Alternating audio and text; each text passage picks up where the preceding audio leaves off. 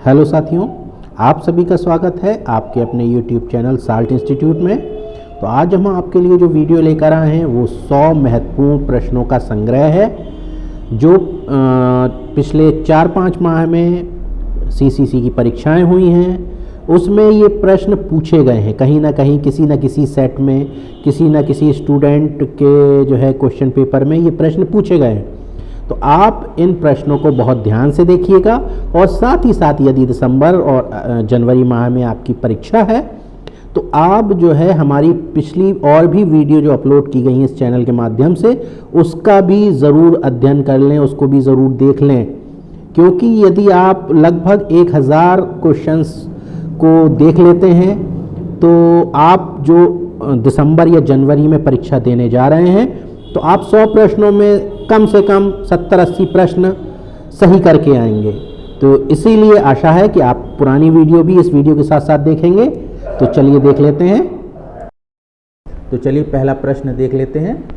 पहला प्रश्न है, निम्न में से किस व्यू में हम टेक्स्ट बॉक्स को जोड़ सकते हैं? तो 4 ऑप्शन जो दिए गए हैं उसमें से आपको बताना है कि किस व्यू के द्वारा हम टेक्स्ट बॉक्स को जोड़ सकते हैं, किस व्यू में। तो इसका जो सही जवाब है वो है ए नंबर, नॉर्मल व्यू।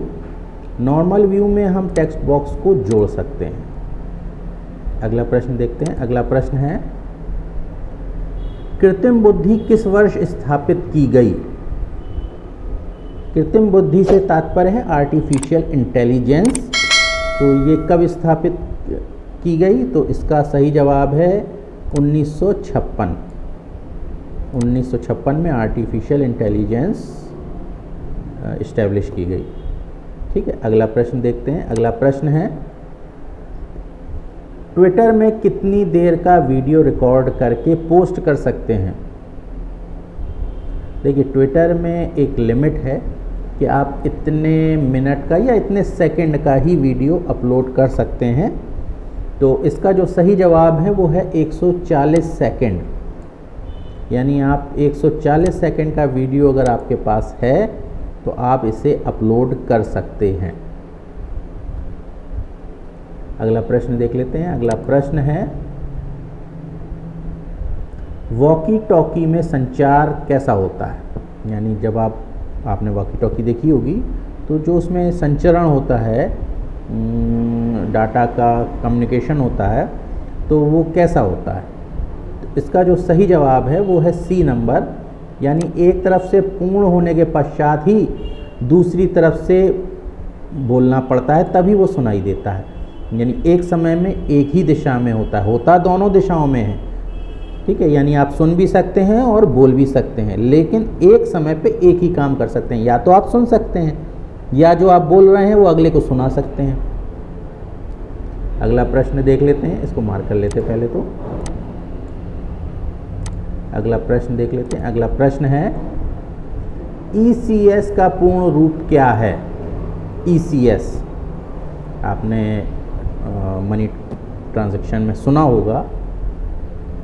तो ECS से तात्पर्य है इलेक्ट्रॉनिक क्लियरिंग सर्विस, ECS। ठीक है, इसको हम मार्क कर लेते हैं। अगला प्रश्न देखते हैं। अगला प्रश्न है, AEPS में BFD में B का क्या अर्थ है? ये भी मनी ट्रांजैक्शन से रिलेटेड क्वेश्चन है। BFD से तात्पर्य है बेस्ट फिंगर डिटेक्शन। तो BFD में B का जो मतलब है वो है बेस्ट। इसको हम मार्क कर लेते हैं। जो मनी ट्रांसफ़र होता है उससे रिलेटेड है।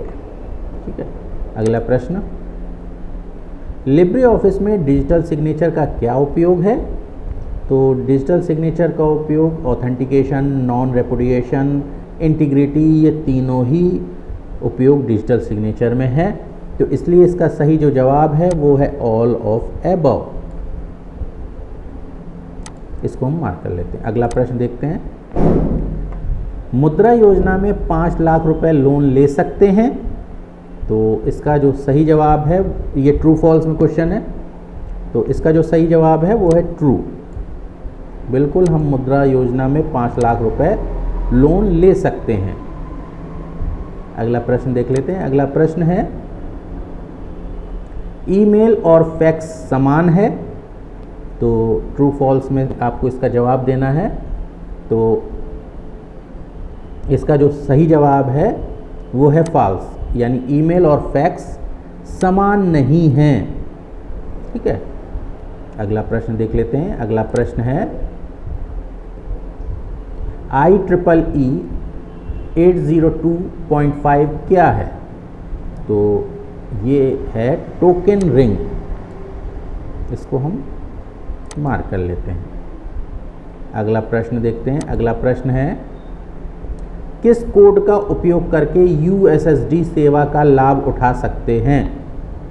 तो देखिए, आप USSD सेवा का लाभ जो ले सकते हैं वो है *99#। इसको डायल करके आप USSD सेवाओं का लाभ ले सकते हैं। अगला प्रश्न, उबंटू में मिनिमाइज, मैक्सिमाइज और क्लोज विकल्प किस तरफ होता है? तो ये होता है लेफ्ट साइड। उबंटू इसमें मिनिमाइज और मैक्सिमाइज और क्लोज जो विकल्प होते हैं वो लेफ्ट साइड होते हैं। अगला प्रश्न, ईथरनेट द्वारा कौन सी मल्टीपल एक्सेस तकनीक का उपयोग किया जाता है? तो ईथरनेट द्वारा CSMA CD टेक्निक का यूज़ किया जाता है। ठीक है, अगला प्रश्न, भारत में कमर्शियल पेपर की शुरुआत कब हुई? तो भारत में कमर्शियल पेपर की शुरुआत 1990 में हुई। ठीक है, अगला प्रश्न, MMID का उपयोग कहाँ पर होता है? तो देखिए, MMID से तात्पर्य है मोबाइल मनी आइडेंटिफायर। तो इसका प्रयोग कहाँ पर होता है? तो इसका प्रयोग होता है IMPS में, मनी ट्रांसफ़र में। तो मनी ट्रांसफ़र में भी कौन से प्रकार का मनी ट्रांसफ़र है? ये IMPS यानी इमीडिएट पेमेंट सर्विस। ठीक है, तो MMID का प्रयोग IMPS ट्रांजैक्शन में किया जाता है। तो इसको सी सही जवाब हम इसको मार्क कर लेंगे। अगला प्रश्न, उपयोगकर्ता के लॉगिन शेल को प्रिंट करने के लिए किस कमांड का उपयोग किया जाता है? तो इसके लिए जो सही जवाब है वो है echo $shell। ठीक है, लॉगिन शेल को प्रिंट करने के लिए हम इस कमांड को टाइप करेंगे। अगला प्रश्न, निम्नलिखित में से ब्लॉगिंग प्लेटफॉर्म है? तो इनमें से जो ब्लॉगिंग प्लेटफॉर्म है वो है वर्डप्रेस। ठीक है, अगला प्रश्न, लिनक्स में किसको कॉपी करके एक नई प्रक्रिया बनाई जाती है? तो इसका जो सही जवाब है वो है एट्रीब्यूट। एट्रीब्यूट को कॉपी करके एक नई प्रोसेस क्रिएट की जाती है। इसको हम मार्क कर लेंगे। अगला प्रश्न देखते हैं, कंप्यूटर जो मापने और गिनने दोनों का संयोजन करते हैं उसे क्या कहते हैं? उसे हम हाइब्रिड कंप्यूटर कहते हैं। ठीक है, जो कंप्यूटर मापने और गिनने दोनों कार्य कर सकते हैं उन्हें हम हाइब्रिड कंप्यूटर कहते हैं। अगला प्रश्न, रुपए शब्द की उत्पत्ति कहाँ से हुई? तो रुपए शब्द की उत्पत्ति संस्कृत शब्द से हुई है। ठीक है, तो इसको हम मार्क कर लेते हैं। अगला प्रश्न देखते हैं। अगला प्रश्न है, एम कवच क्या है? तो एम कवच से तात्पर्य सिक्योरिटी फॉर मोबाइल है। ठीक है, एम कवच मोबाइल कवच शॉर्ट फॉर्म है। तो सिक्योरिटी फॉर मोबाइल से तात्पर्य है इसका। अगला प्रश्न, बिटकॉइन को किसने बनाया? तो चारों ऑप्शन में से सही जवाब है बी नंबर, सतोशी नाकामोतो। इन्होंने बिटकॉइन की परिकल्पना की, बनाई। ठीक है, अगला प्रश्न, पहला ग्राफिक्स वेब ब्राउज़र कौन है? तो पहला वेब ब्राउज़र जो ग्राफिक्स बेस्ड था वो है मोज़ैक। मोज़ेक इसका सही जवाब है। अगला प्रश्न, निम्न में से कौन सा पांचवी पीढ़ी का उदाहरण है? तो पांचवी पीढ़ी का उदाहरण है PIM/M, ये पांचवी पीढ़ी का उदाहरण है। अगला प्रश्न देखते हैं, हॉटमेल किसका पार्ट है? तो हॉटमेल जो है वो माइक्रोसॉफ्ट का एक पार्ट है। ठीक है। अगला प्रश्न, वार्म बूट का उदाहरण है? तो वार्म बूट का उदाहरण है रीस्टार्ट। रीस्टार्ट को ही वार्म बूटिंग कहते हैं। ये ध्यान कर लें आपको। वार्म बूटिंग अगर पूछा जाता है तो कंप्यूटर चालू अवस्था में हम उसको दोबारा से स्टार्ट करें रीस्टार्ट ऑप्शन के द्वारा, तो उसे हम वार्म बूटिंग कहते हैं। इसको बहुत अच्छी तरीके से ध्यान से पढ़ लीजिएगा। अगला प्रश्न, लिंक्डइन किस कंपनी का उत्पाद है? तो लिंक्डइन माइक्रोसॉफ्ट कंपनी का उत्पाद है। इसको हम मार्क कर लेते हैं।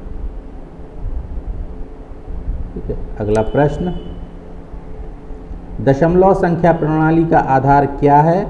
तो दशमलव संख्या यानी डेसिमल नंबर सिस्टम का जो बेस है वो है 10।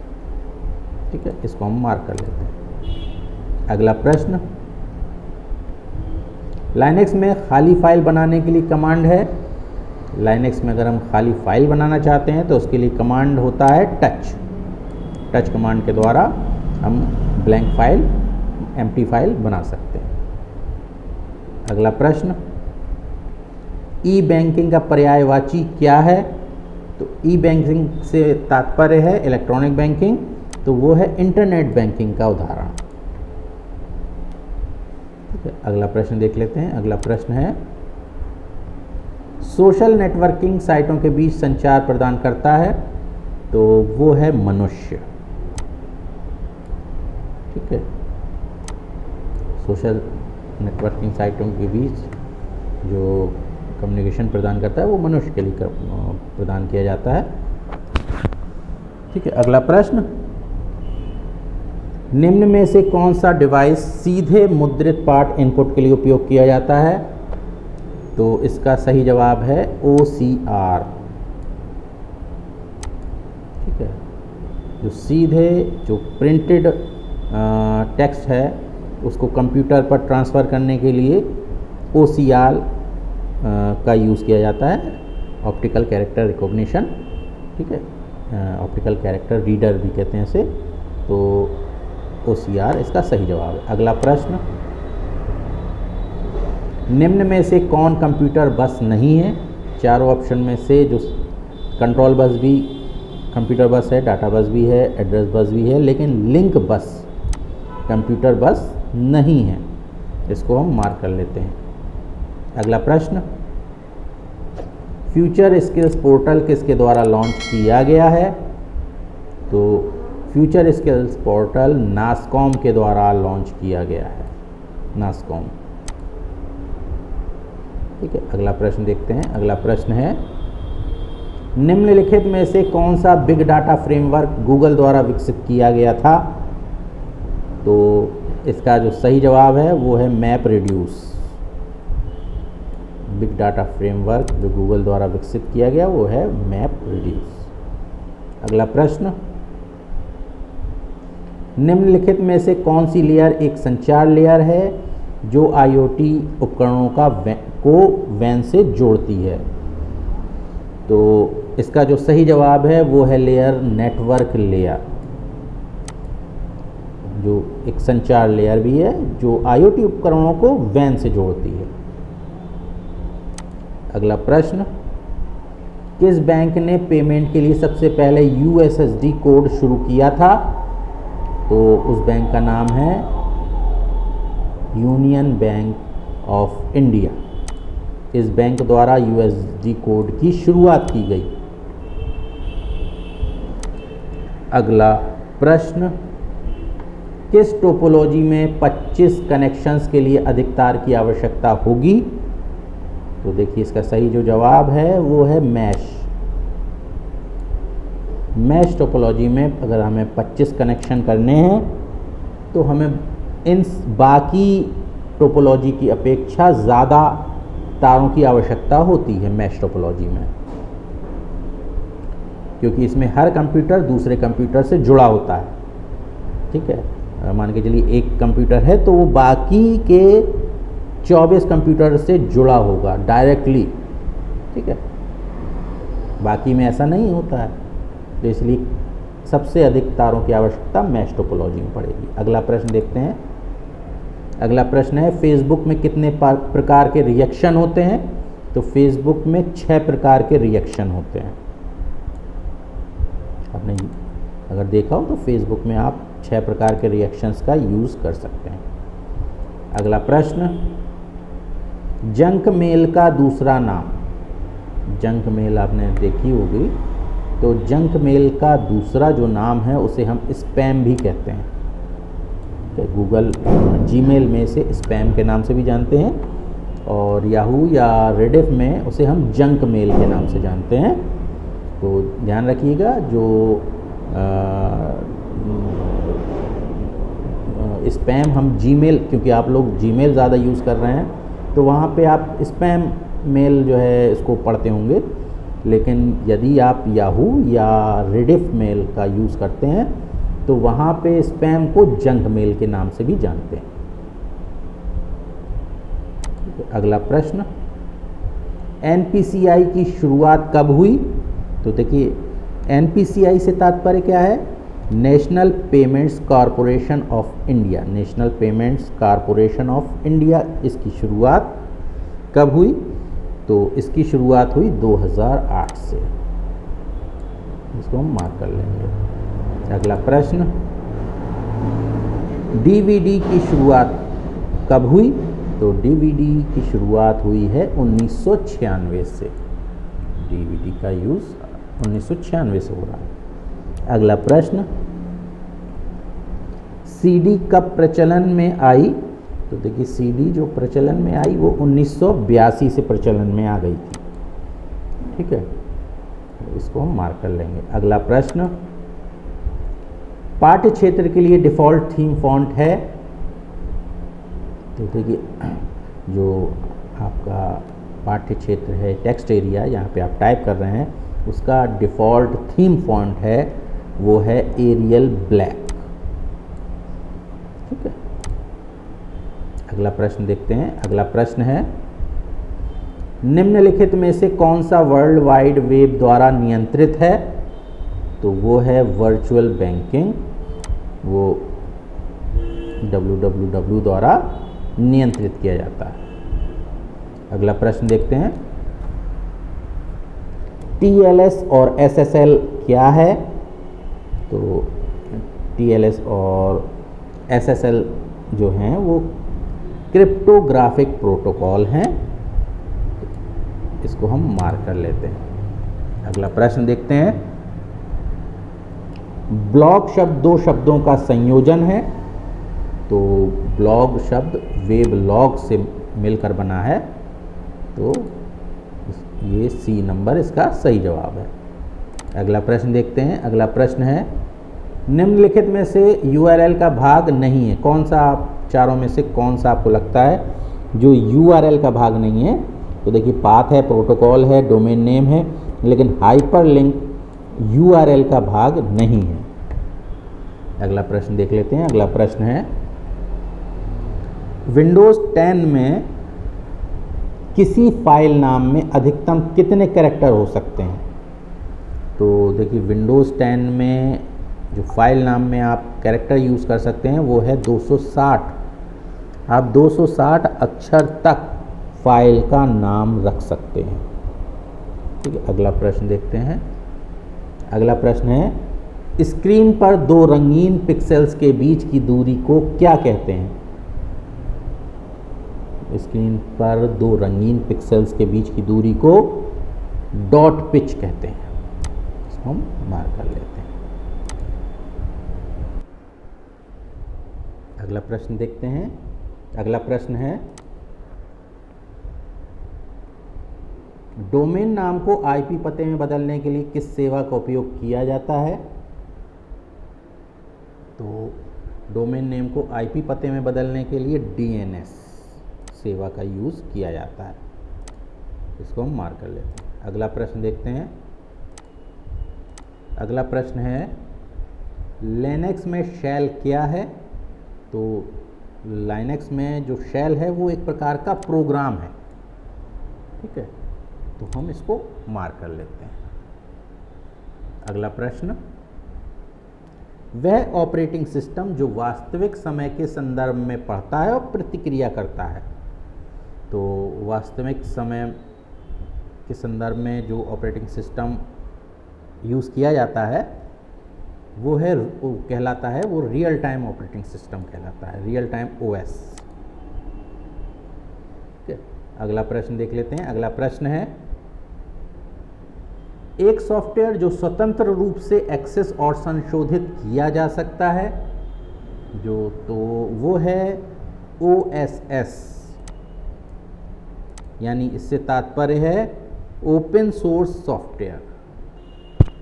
तो यानी ऐसा सॉफ्टवेयर जो डाउनलोड आप कर सकते हैं और उसमें परिवर्तन भी कर सकते हैं उसके सोर्स कोड में, ठीक है, तो वो ऐसे सॉफ्टवेयर OSS कहलाते हैं, यानी ओपन सोर्स सॉफ्टवेयर। अगला प्रश्न देखते हैं। अगला प्रश्न है एक नेटवर्क में भाग लेने वाले कंप्यूटरों को किस नाम से जाना जाता है?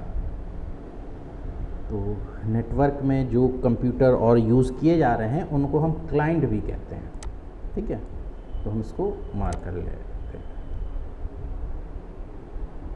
अगला प्रश्न, प्लेन टेक्स्ट में सिफर टेक्स्ट को परिवर्तित करने को क्या कहा जाता है?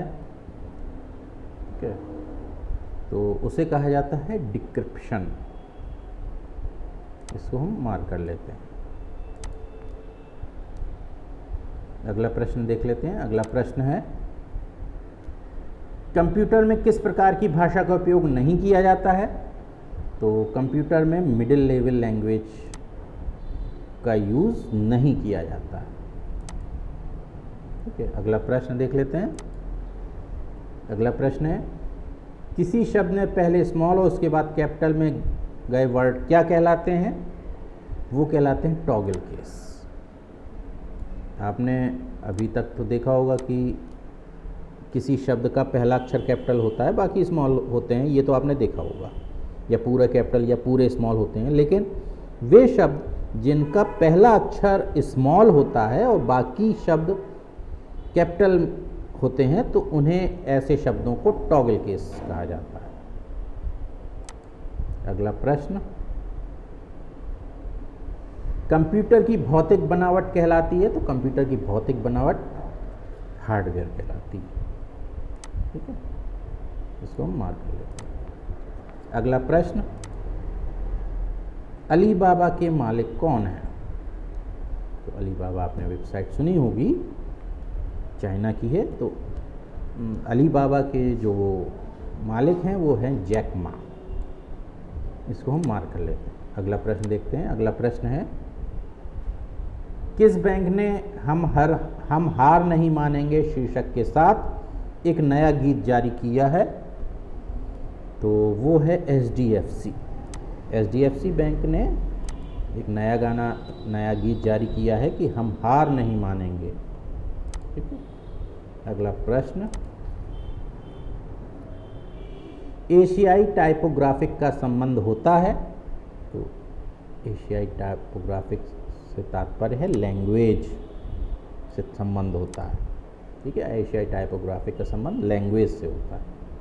अगला प्रश्न देखते हैं। अगला प्रश्न है निम्न में से कौन सा ईमेल का ऑप्शन नहीं है? तो देखिए फॉरवर्ड पाया जाता है, रिप्लाई पाया जाता है, रिप्लाई ऑल पाया जाता है ईमेल में, लेकिन फॉरवर्ड ऑल नहीं पाया जाता, ठीक है, तो इसको हम मार्क कर लेंगे। अगला प्रश्न देखते हैं। अगला प्रश्न है वह कौन सी हैकिंग है जिसका उपयोग करने से गवर्नमेंट जॉब मिल सकती है? तो देखिए वो है इथिकल हैकिंग। इथिकल हैकिंग का यदि आप कोर्स कर लेते हैं तो आपको गवर्नमेंट जॉब भी मिल सकती है। अगला प्रश्न देखते हैं। अगला प्रश्न है उबंटू में नए निर्मित ब्राउज़र का नाम क्या है? तो उबंटू में निर्मित ब्राउज़र का नाम है फायरफॉक्स। इसको हम मार्क कर लेते हैं। अगला प्रश्न देखते हैं। अगला प्रश्न है USB डिवाइस निम्न में से किस संरचना का अनुसरण करता है? तो USB डिवाइस ट्री स्ट्रक्चर का यूज करता है। अगला प्रश्न स्थायी खाता संख्या यानी पैन में, परमानेंट अकाउंट नंबर में कितनी संख्याएं होती हैं? यानी पैन कार्ड में कितनी संख्याएं होती हैं? तो इसका सही जो जवाब है वो है 10 होती हैं पैन कार्ड में। अगला प्रश्न मास्टर स्लाइड में कितने भाग होते हैं? तो मास्टर स्लाइड में 5 पार्ट होते हैं। ठीक है, तो हम मार्क कर लेते हैं। अगला प्रश्न निम्नलिखित में से कौन 2000 रुपये के नोट के पीछे की विशेषता है? तो देखिए चारों में से 2000 रुपये के नोट के पीछे क्या प्रिंटेड है? तो वो उसका सही जवाब है मंगलयान। 2000 रुपये के नोट के पीछे मंगलयान प्रिंटेड है। अगला प्रश्न देख लेते हैं। अगला प्रश्न है निम्नलिखित में से किसके पास एक चुंबकीय पट्टी होती है? तो ये 3 ऑप्शनों में से क्या सही है? तो वो सही है क्रेडिट कार्ड। क्रेडिट कार्ड में मैग्नेटिक स्ट्राइप होती है जिसको रीड किया जाता है। आपका पूरा डिटेल उस रीडर के द्वारा, उस डिवाइस के द्वारा पढ़ ली जाती है। अगला प्रश्न देख लेते हैं। अगला प्रश्न है निम्नलिखित में से कौन ऑपरेटिंग सिस्टम का कार्य नहीं है? तो ऑपरेटिंग सिस्टम का जो कार्य नहीं है वो है वायरस प्रोटेक्शन। ये ऑपरेटिंग सिस्टम का कार्य नहीं है। ठीक है। अगला प्रश्न निम्नलिखित में से कौन सी प्रणाली मानव सोच की नकल करती है? तो वो है आर्टिफिशियल इंटेलिजेंस। ठीक है, कृत्रिम बुद्धि भी इसे कहते हैं। तो आर्टिफिशियल इंटेलिजेंस मानव सोच की नकल करती है। अगला प्रश्न इंफॉर्मेशन सिक्योरिटी के लक्ष्यों में कौन सूचीबद्ध नहीं है? तो वो है निरीक्षण। निरीक्षण इंफॉर्मेशन सिक्योरिटी के लक्ष्यों में निर्धारित नहीं है। अगला प्रश्न देख लेते हैं। अगला प्रश्न है POS के स्तर 1 लेवल 1 के परीक्षण में निम्नलिखित में से कौन सा मैप नहीं किया जाता है? तो वो है सिक्योरिटी टेस्टिंग मैप नहीं किया जाता है।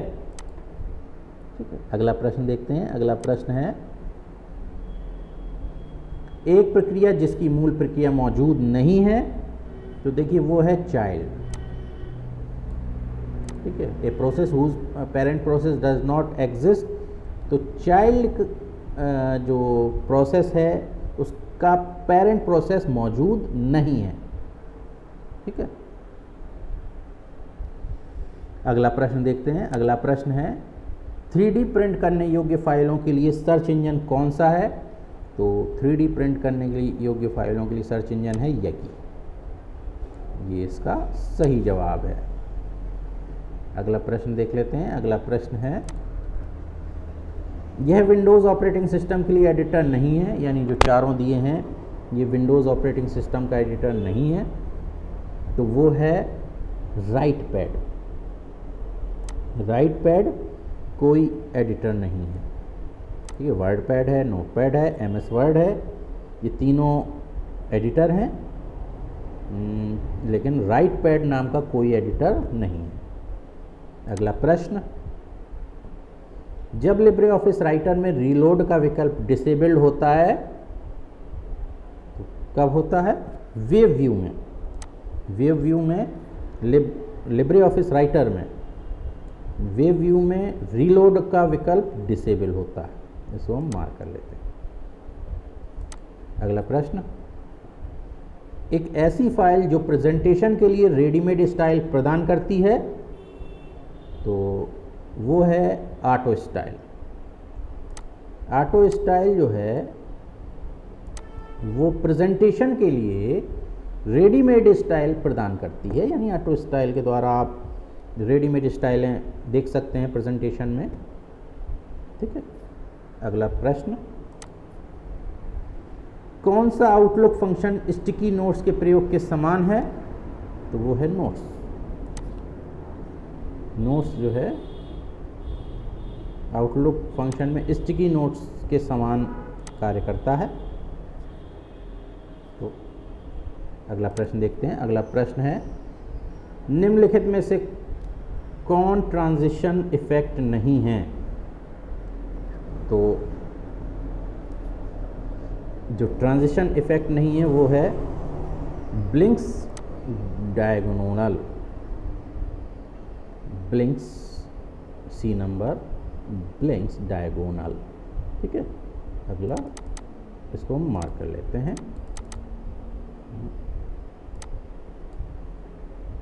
ये ऑप्शन ट्रांजिशन इफेक्ट में नहीं मौजूद है। ठीक है, अगला प्रश्न देखते हैं। अगला प्रश्न है, लिब्रे ऑफिस राइटर का डिफ़ॉल्ट हाईलाइट कलर कौन सा होता है? तो लिब्रे ऑफिस राइटर का डिफ़ॉल्ट हाईलाइट कलर येलो होता है।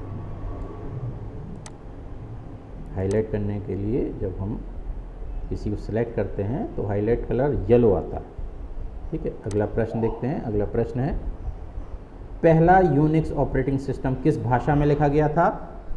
तो पहला Unix operating system programming C में लिखा गया था। इसको हम मार्क कर लेते हैं। अगला प्रश्न देखते हैं। अगला प्रश्न है,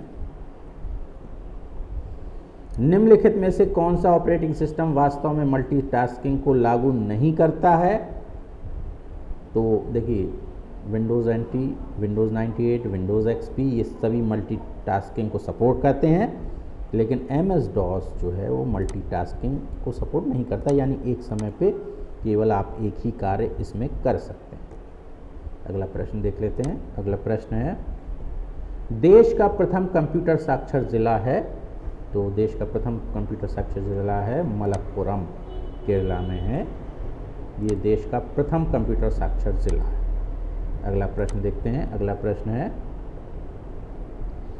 कंप्यूटर प्रोसेस द्वारा इंफॉर्मेशन में परिवर्तित किसको किया जाता है? तो वो है डाटा। कंप्यूटर के प्रोसेस द्वारा डाटा को इंफॉर्मेशन में परिवर्तित किया जाता है। ठीक है, अगला प्रश्न देखते हैं। अगला प्रश्न है, कोर्सेरा क्या है?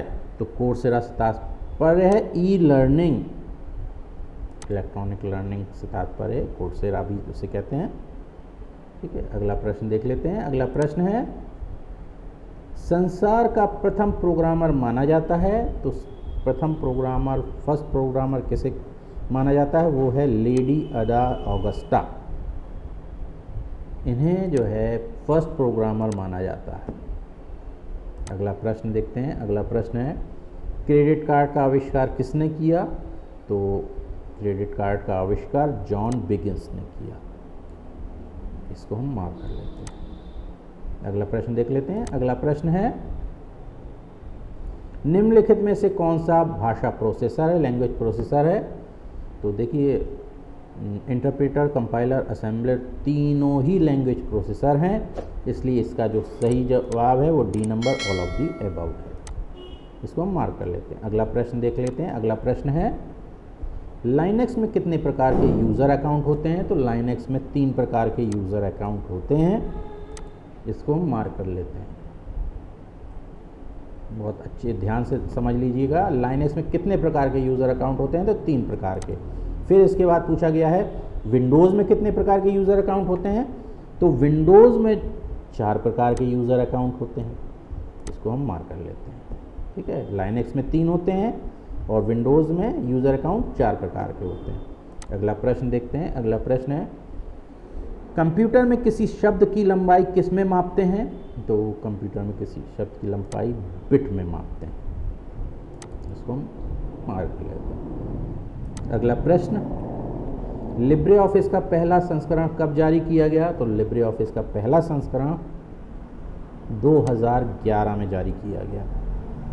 इसको हम मार्क कर लेते हैं। ये भी आप ध्यान से समझ लीजिएगा, लिब्रे ऑफिस के बहुत से क्वेश्चन आते हैं, लेकिन ये इस बार पूछा जा रहा है कि लिब्रे ऑफिस का पहला संस्करण कब जारी किया गया, तो 2011 में जारी किया गया। अगला प्रश्न, लिब्रे ऑफिस राइटर में कितने मेनू होते हैं, तो लिब्रे ऑफिस राइटर में 11 मेनू होते हैं। ये भी आप बहुत ध्यान से देख लीजिएगा, लिब्रे ऑफिस राइटर में 11 मेनू होते हैं। अगला प्रश्न, निम्नलिखित में से किसका चयन करने के लिए 3 बार F8 कुंजी दबाते हैं, तो एक वाक्य का अगर आपको सिलेक्शन करना है तो आप 3 बार F8 की दबाएंगे तो पूरा सेंटेंस, एक वाक्य सिलेक्ट हो जाएगा। अगला प्रश्न, लिब्रे ऑफिस इम्प्रेस का प्रयोग किस कार्य के लिए किया जाता है, तो लिब्रे ऑफिस इम्प्रेस का प्रयोग प्रेजेंटेशन की डिज़ाइन के लिए किया जाता है। ठीक है, इसको मार्क कर लेते हैं। प्रेजेंटेशन की डिज़ाइन करने के लिए लिब्रे ऑफिस इम्प्रेस का प्रयोग किया जाता है। अगला प्रश्न, पंच कार्ड का आविष्कार किसने किया, तो पंच कार्ड का आविष्कार हरमन होलेरिथ ने किया। इसको हम मार्क कर लेते हैं। अगला प्रश्न देख लेते हैं। अगला प्रश्न है, पैरेलल पोर्ट का उपयोग किसके द्वारा किया जाता है, तो पैरेलल पोर्ट का प्रयोग इन चारों में से प्रिंटर के द्वारा किया जाता है। ठीक है, बाकी और किसी के द्वारा नहीं किया जाता, केवल प्रिंटर के द्वारा इन चारों में से। ठीक है, अगला प्रश्न देख लेते हैं। अगला प्रश्न है, कंप्यूटर का साधारण सिद्धांत का अनुसरण करता है जिसे गीगो कहा जाता है, जिसका अर्थ है गार्बेज इन गार्बेज आउट। ये इसका सही जवाब, गीगो से तात्पर्य है गार्बेज इन गार्बेज आउट। तो साथियों, ये थे आपके लिए बहुत ही महत्वपूर्ण 100 प्रश्न जो परीक्षाएं पूछे जा रहे हैं। आप इन्हें ध्यान से देख लीजिए और वीडियो पसंद आए तो लाइक करके अपने दोस्तों को ज़रूर शेयर कर दें, और अभी तक चैनल को सब्सक्राइब नहीं किया है तो चैनल को ज़रूर सब्सक्राइब कर लें